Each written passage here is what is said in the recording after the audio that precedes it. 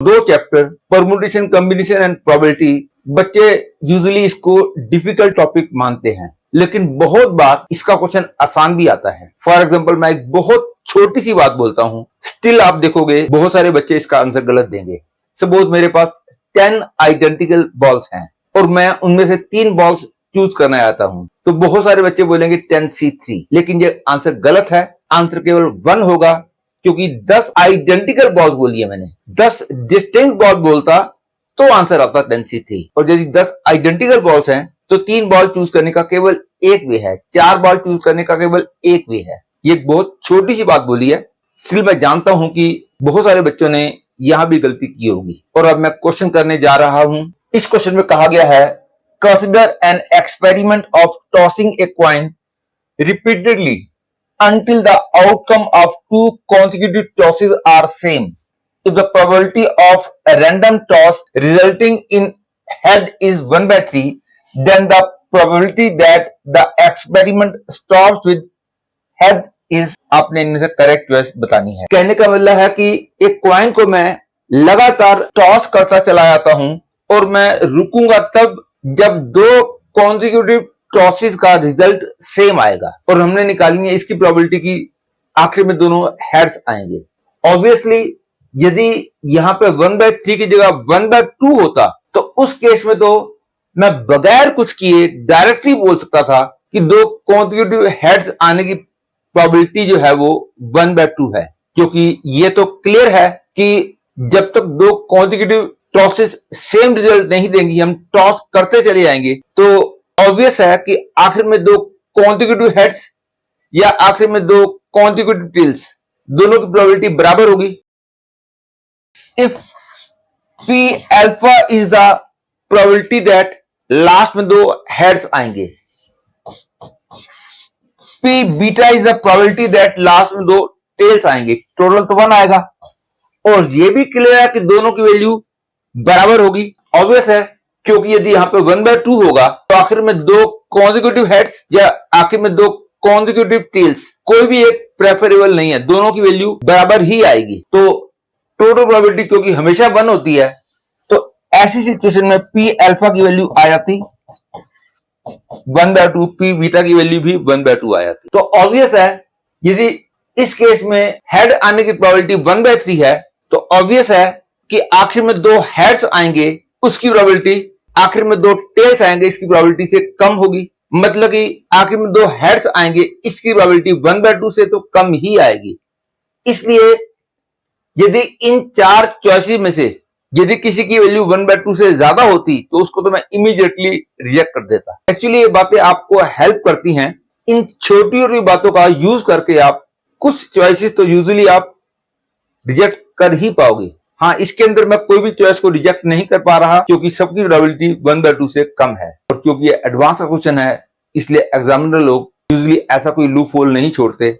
इसीलिए इसमें तो हर एक चॉइस को उन्होंने 1/2 से कम बोला है। लेकिन मेंस या बाकी दूसरे एग्जाम में ऐसे क्वेश्चन आ सकते हैं जिसमें ये कॉमन सेंस आपकी हेल्प करे। जैसे एनटी लेवल में तो ऐसा क्वेश्चन आ सकता है जिसमें एक चॉइस की वैल्यू 1/2 से कम होगी और बाकी सारी चॉइसेस 1/2 से ज्यादा हों, तो इमीडिएटली विदाउट डूइंग कैलकुलेशन हम कह पाएंगे कि जो वैल्यू 1/2 से कम है that is the correct answer. इसमें मैं क्वेश्चन को 2 पार्ट में करूंगा।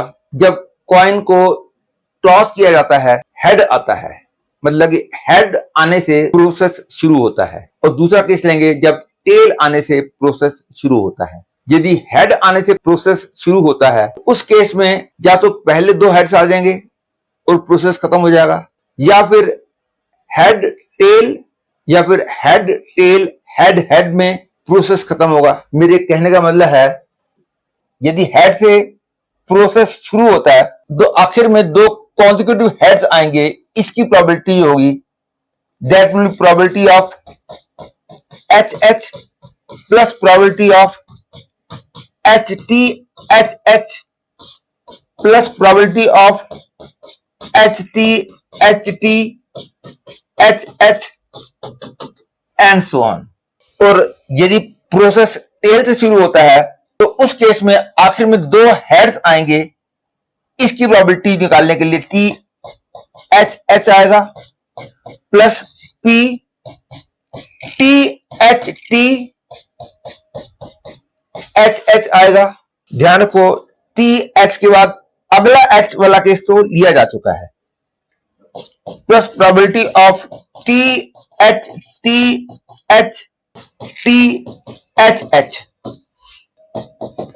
And so on. तो दोनों का सम जो होगा that will be the required probability. तो इसकी वैल्यू आएगी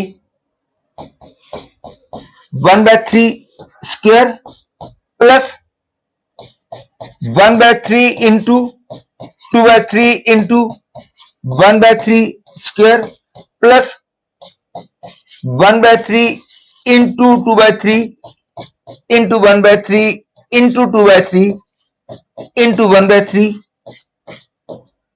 स्क्वायर एंड सो ऑन।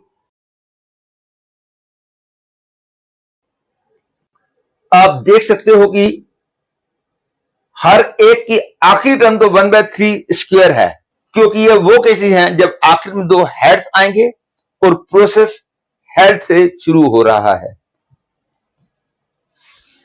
और प्लस इसका मतलब हो गया 2/3 into 1/3 square 2/3 into 1/3 into 2/3 into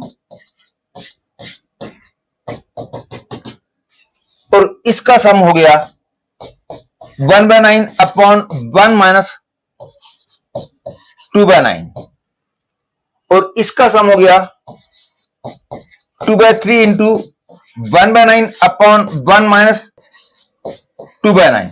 तो ये आ गया answer 1/7 plus 2/3 into 7, that is 1/7 into 1 plus 2/3, that is 5/21।